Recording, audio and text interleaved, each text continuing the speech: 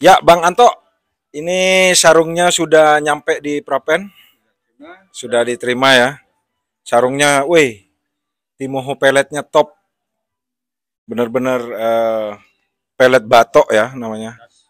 Kualitasnya super nih. Saya cukup kaget ini, Pak, nerima barang ini.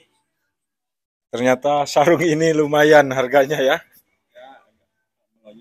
Wih, agak sedikit melonjak. Dulu masih berapa tahun lalu berkisar di masih.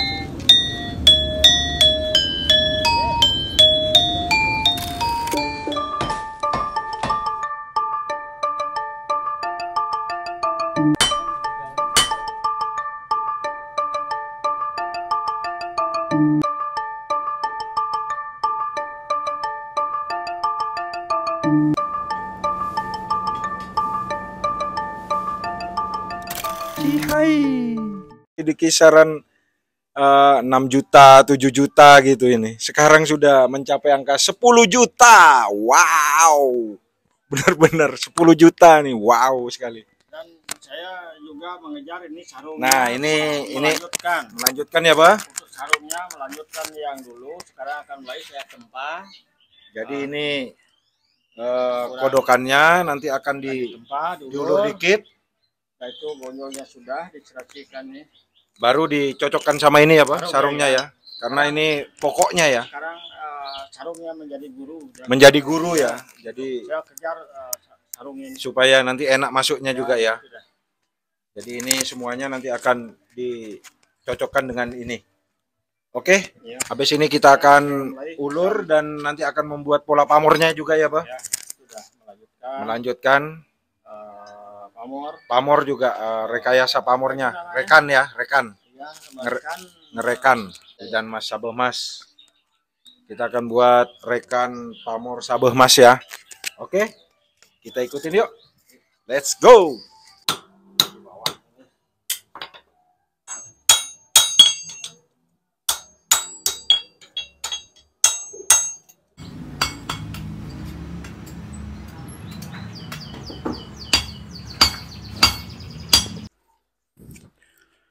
Sabeh Mas.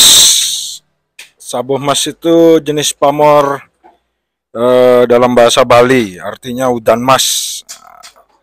Polanya akan sudah dibentuk rekayasanya. Kita akan laksanakan pembuatan sabeh masnya. Yuk.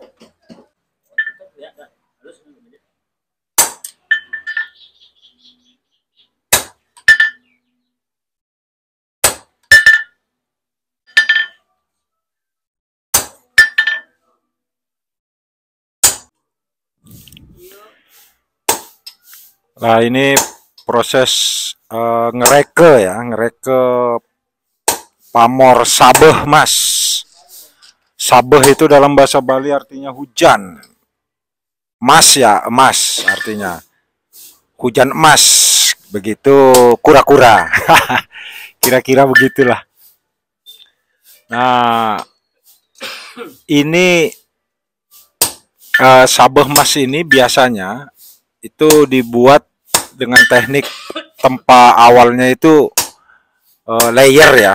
Itu biasanya dibuat dengan layer. Jadi biasanya kalau dibuat dengan layer, bulat-bulatannya itu terlihat jelas sekali ya. Tapi yang sekarang kami lakukan ini adalah pembuatan sabeh mas dengan teknik tempa lipat, yaitu Z pattern dan M pattern. Ini baru kali pertama ini. Artinya dari lipatan itu kan menghasilkan bulatan-bulatan tersendiri. Ditambah dengan rekayasa begini, ini akan menampilkan jenis pamor yang unik menurut saya nanti. Karena akan bercampur antara bulatan rekayasa dan bulatan tiban.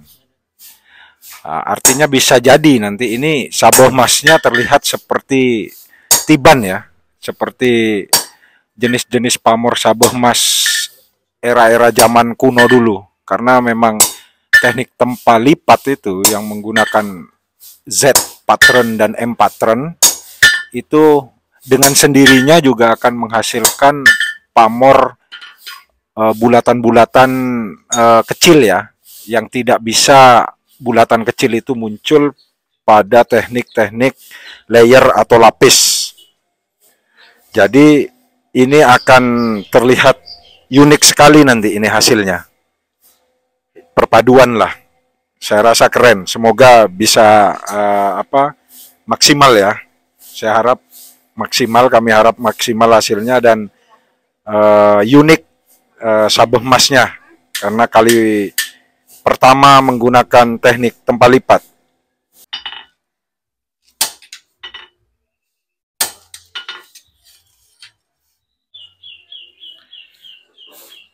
Kebanyakan pamor sabeh emas atau udan emas itu basic pembuatannya dari awal adalah lapis atau layer, karena nanti tampilan akhirnya itu akan terlihat bulatan-bulatannya homogen ya, terkesan tertata rapi gitu loh. Namun pada saat pembuatan pamor sabeh emas atau hudan emas menggunakan teknik tempa lipat dari awal ya, itu pastinya akan keren sekali. Ini yang berbeda ya. Kita nanti akan lihat hasilnya bagaimana. Jos pastinya. Nggak bahaya ta? Nggak lah. Barakan. Ya, sekarang kan itu saya gerinda dulu. Ya. Ini sebentar lagi Bapak akan menggerinda ya. Kita lihat Bapak menggerinda teknik sabeh emas. Oke, yuk kita lihat Bapak gerinda.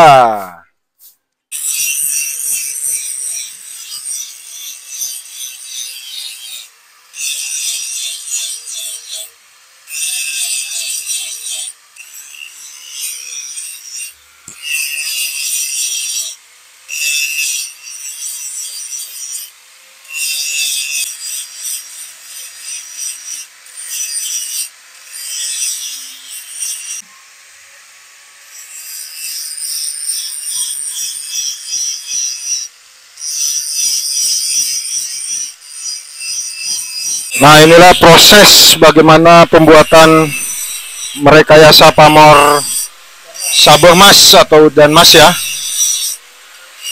Jadi tahapannya begini. Nah, ini nanti yang akan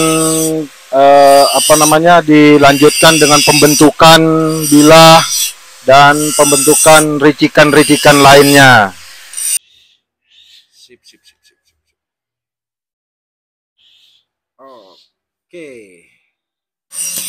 Oke, Bang Anto, ya inilah update-nya.